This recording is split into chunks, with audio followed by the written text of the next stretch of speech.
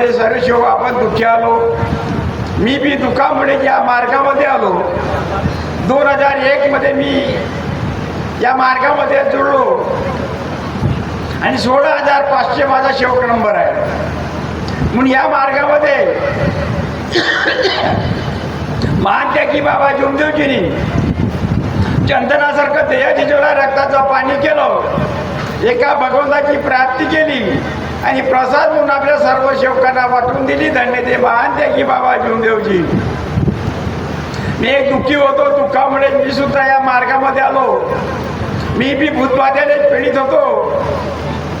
माझ्याकडे 26 एकर जमीन होती, 6 बहिणी आणि एक मी, हा माझा परिवार होता.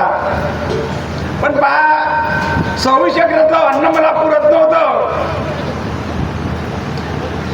या वैद्याकडे जा, त्या वैद्याकडे जा, त्या वैद्याकडे जा, करू करू मी सर्व परिचय झालो.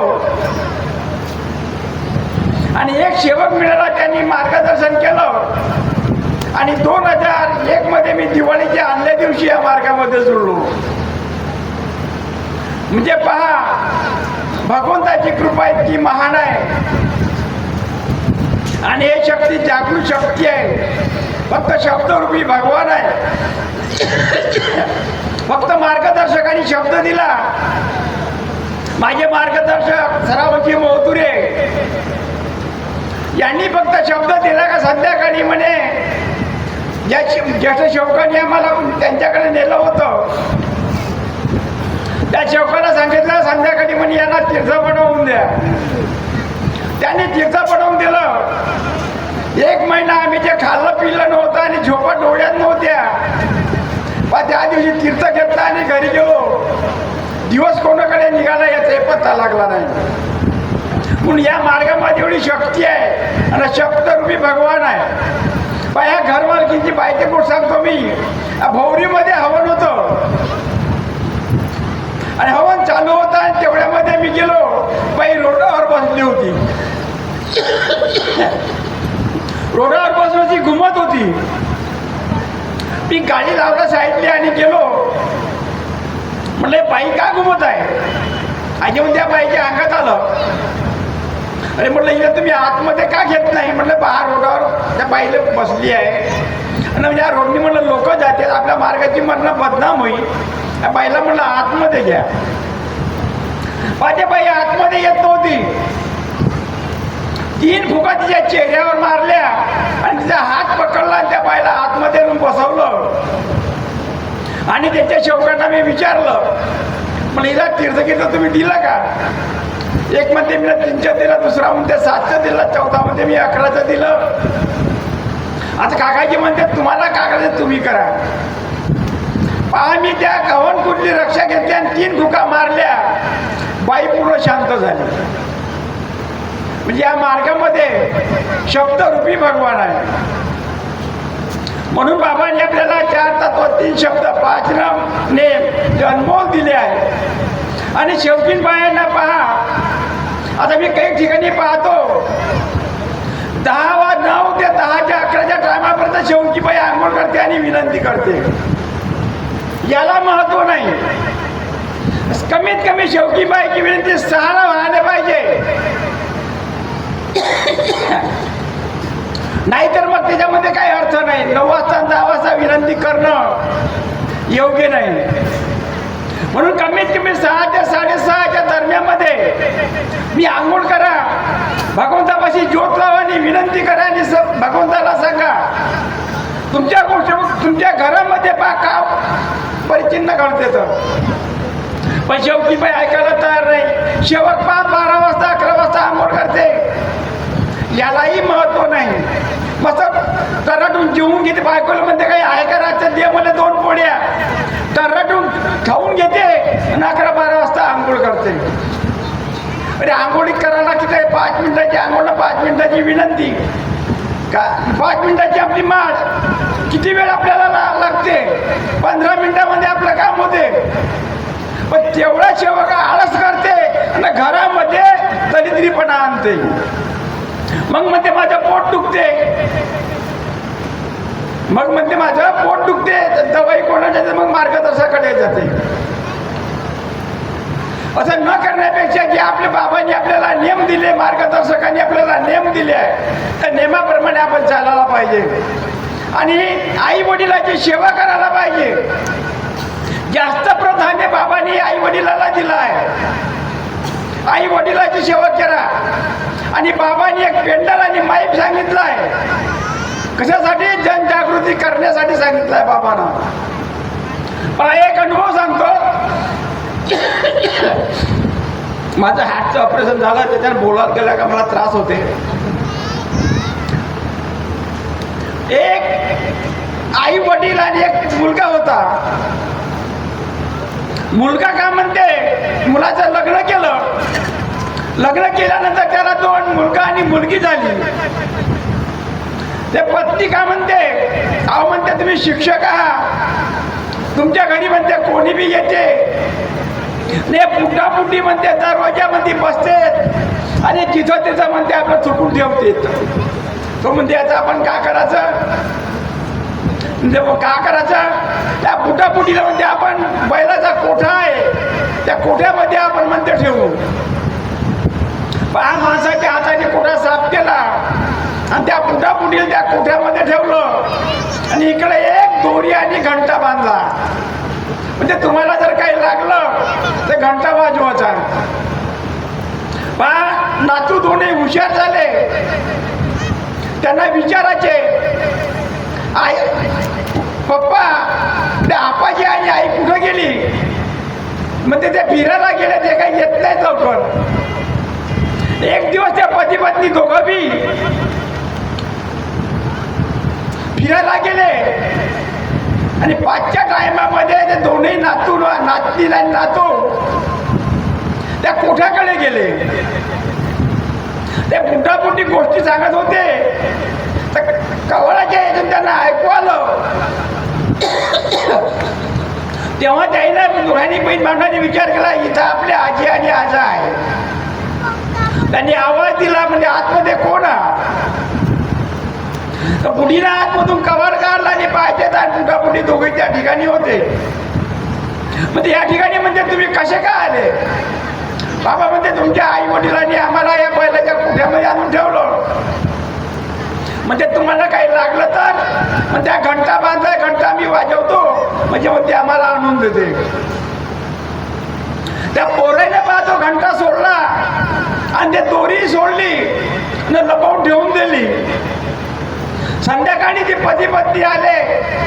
अहो म्हणजे 10 वाजले. म्हणजे पुटापुटीने घंटा वाजवला नाही, पुढे गेले कुठं? जाऊन पाहिजे तर पुटापुटी आपले दोघंही बसले होते.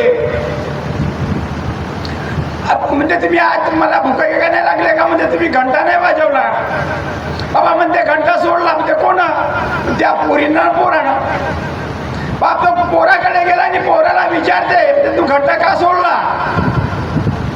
ह्या घंटा सोडून ठेवलाय म्हणजे तुमच्या कामामध्ये येईन यासाठी. जेव्हा तुमच्यावर येईल वेळी त्या घंटा बांधू म्हणते आम्ही, तुम्ही वाजवत जा, आम्ही तुम्हाला जीव पाणी देत जाऊन म्हणते. त्यावेळेस त्या पोराला असं वाटलं का मी जे कर्म केले गलत केले. म्हणून बाबांनी आई वडिलाची सेवा आपल्याला सांगितले, ते आपण करायला पाहिजे. आणि 4 तत्व 3 शब्द 5 नियमाचं पालन करायला पाहिजे. आणि मुला मुलीला चर्चापेटीचा अभ्यास द्यायला पाहिजे.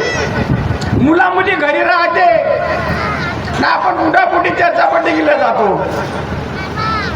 पिंका का सांगते आमचा अभ्यास आहे आणि बाजूच्या घरी जाऊन बसते. आमच्या धारगावचे अनुभव आहे. पोऱ्या 12वीला पोऱ्या होता बाबू चर्चापट्टी चालणार आहे नाही, माझा अभ्यास आहे म्हणे. आणि चहाच्या टपरीवर जाईल त्याचा सिक्रेट बेत बसेल. ज्यावेळेस त्याच्या छात्यामध्ये कप झाला, वडिलांनी त्याला दवाखान्यात डॉक्टरने सांगितलं या सिक्रेट बेते याला कप झाला. तेव्हा बाबाचे डोळे उघडले.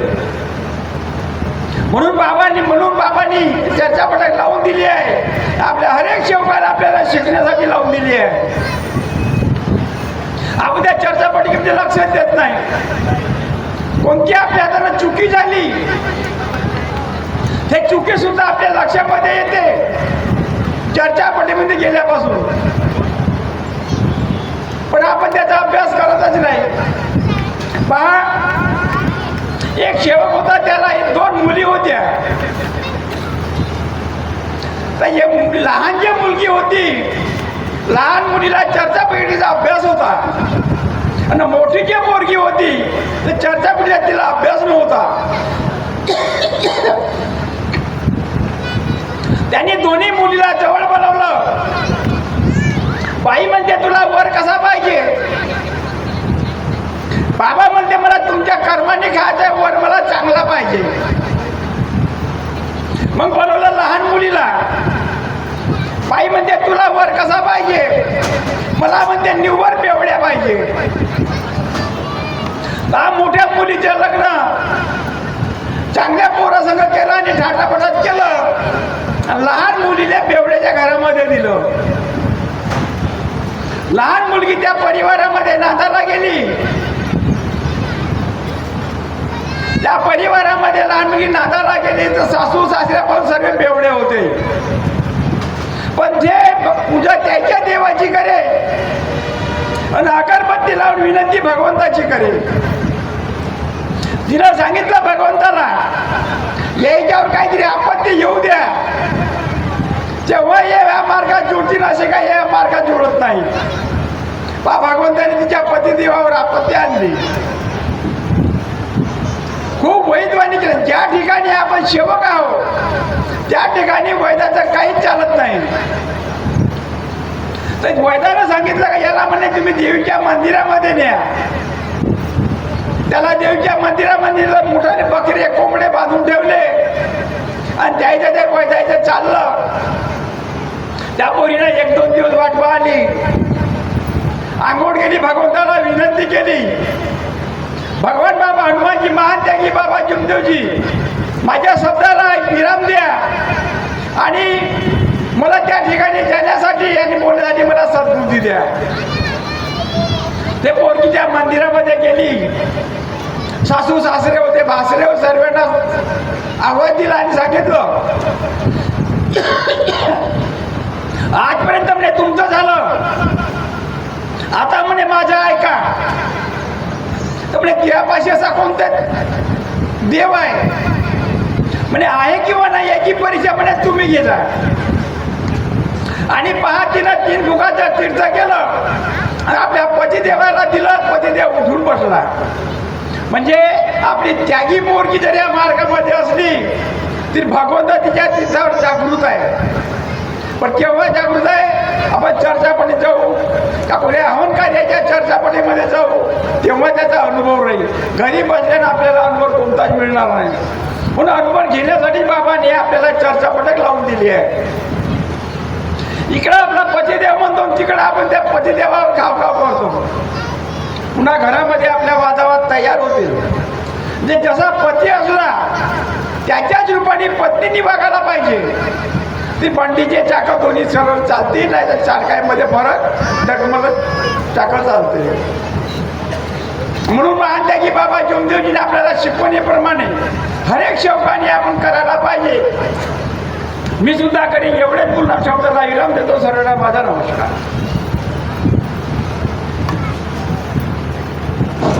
धन्यवाद.